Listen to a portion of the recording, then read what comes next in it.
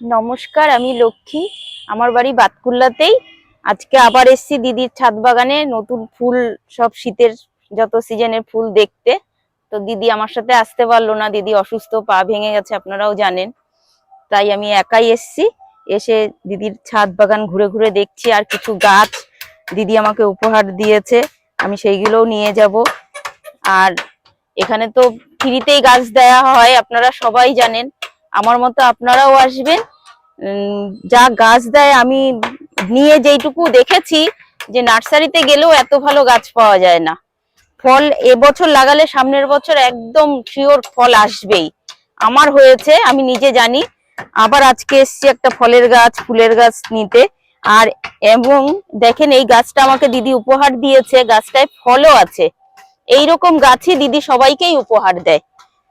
আপনারা কেউ ভাববেন না দিদি পয়সা নেয়, একবার আসুন, এসে নিজেরা নিজের চোখে দিদির বাগান, ছাদ বাগান দেখে যান, আর গাছ উপহার হিসাবে নিয়ে যান।